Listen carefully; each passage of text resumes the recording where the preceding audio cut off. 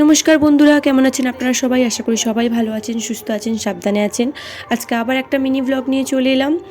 আজকে স্টেশন থেকেই ভিডিওটা শুরু করেছিলাম, তার কারণ হঠাৎ করে ঠিক হলো আমরা দক্ষিণেশ্বর যাব।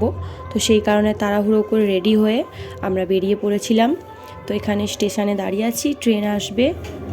তো ট্রেনে এসে গেছে, ট্রেনের মধ্যে আমরা উঠেও পড়েছি। তো ট্রেনে উঠে এই যে আমরা যাচ্ছি, দেখো। আর এই যে বালির ব্রিজ, আর বালির ব্রিজে শুধু তোমরা জ্যামটা দেখবে, কত জ্যাম দেখো। এত জ্যাম তার কারণ হচ্ছে আজকে দক্ষিণেশ্বরে প্রচণ্ড ভিড়। আর ভিড়টার কারণ হচ্ছে আজকে পৌষ মাসের শনিবার। আর পৌষ মাসের শনিবারে অনেকেই দক্ষিণেশ্বর যায় পুজো দিতে, যেহেতু মূলো দিয়ে এই পৌষ মাসে সবাই পুজো দেয়। তো এতটাই ভিড়, তার কারণে দেখো বালির ব্রিজ একদম শুরু থেকেই এত ভিড়। আর দক্ষিণেশ্বরের লাইন, পুজো দেওয়ার লাইন পুরো এই ব্রিজ অবধি লাইনটা ছিল। তো আমি তো দেখে অবাক, আমি বলছি যে পুজোটা দেবো, পুজোটা কি করে দেবো, এত ভিড়। আমরা এই বালির ব্রিজ অবধি লাইন। তো তারপরে আমার হাজব্যান্ড বললো চলো, 4টের সময় তো মন্দির খোলে, তো তখন ভিড় এমনিই কমে যাবে, এত ভিড় থাকবে না।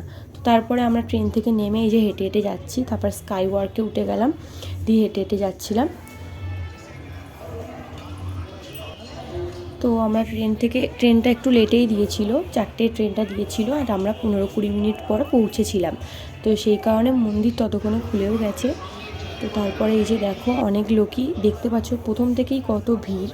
আর এই যে তোমাদেরকে কিছু দোকান দেখাতে দেখাতে যাচ্ছিলাম, এখানে অনেক জিনিস আছে, ঠাকুর আছে, গোপাল, অনেক রকমের ঠাকুরের নানান রকমের মূর্তি আছে, আচারের দোকান, হাতে তৈরির কত রকমের জিনিস, ফুলের দোকান, মানে বাচ্চাদের খেলা থেকে শুরু করে নেল পলিশ, লিপস্টিক, সব কিছুই এক সাইডে এইসব মেলার মতন দোকান বসেছিল পাশাপাশি।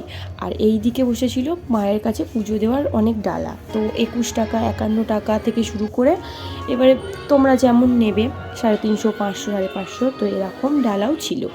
তো ওইটা ওখান থেকে শুরু হয় দোকান। তো ভেতরে আরও অনেক দোকান আছে, ওখান থেকে অত কেউ কেনে না, কেননা অতটা ভেতরে জুতো খুললে অনেকটাই মন্দিরে খালি পায়ে হেঁটে যেতে হয়। তো সেই কারণে অতটা সামনে থেকে আমরা নিই না, আমরা অনেকটা ভেতর থেকেই নিই।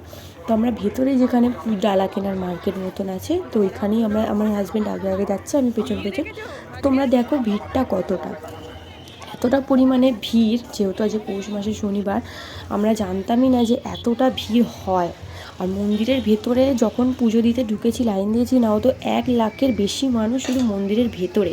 আর লাইন ছিল 4টে-5টা লাইন ছিল। এই যে দেখো ভেতরের দোকানে চলে গেছে পুজোর ডালা কিনতে।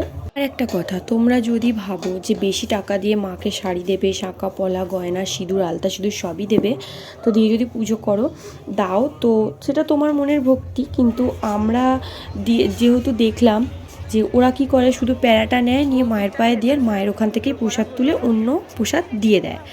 তো আর শাঁখা পলা, এই যে সিঁদুর, আলতা, শাড়ি যেগুলো দেয়, সেগুলো ওরা পাশ থেকে ফেলে দিচ্ছিল, ওগুলো মায়ের কাছে দেওয়াই হয় না।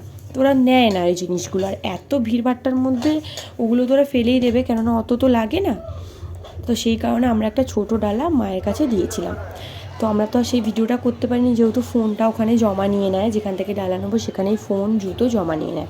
তো এতটাই ভিড় ছিল, দেখো সন্ধে হয়ে গেছে, আমরা 4:15-20 নাগাদ পৌঁছেছিলাম। লাইন দিয়েছি 5:30, 5:45 বেজে গেছে আমাদের পুজো দিতে।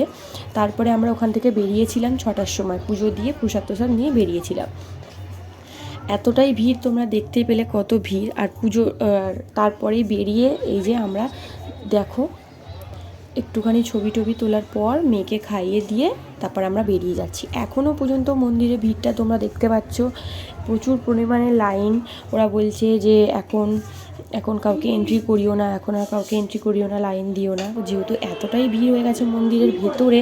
নাও তো 1-1.5 লাখ মানুষ ছিল, ওদেরই তো পুজো দিতে দিতে অনেকটাই দেরি হয়ে যাবে না।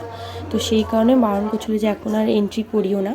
তো তার মধ্যে আমাদের পুজো দেওয়াও হয়ে গেছিলো, আর আমরা এই যে বেরিয়ে পড়েছিলাম, স্কাইওয়াক দিয়ে হেঁটে হেঁটে যাচ্ছিলাম। আবার এই পাশের দোকানগুলোও তোমাদের দেখিয়ে দিলাম। স্টেশনে চলে এলাম ট্রেন ধরবো বলে। তো এখানেই আজকের মিনি ব্লগটা শেষ করছি। তোমাদের যদি ভিডিওটা ভালো লেগে থাকে তাহলে অবশ্যই একটা লাইক করে দিও, চ্যানেলটাকে সাবস্ক্রাইব করে দিও। আবার দেখা হবে একটা নতুন ভিডিওর সাথে, ততক্ষণের জন্য টাটা।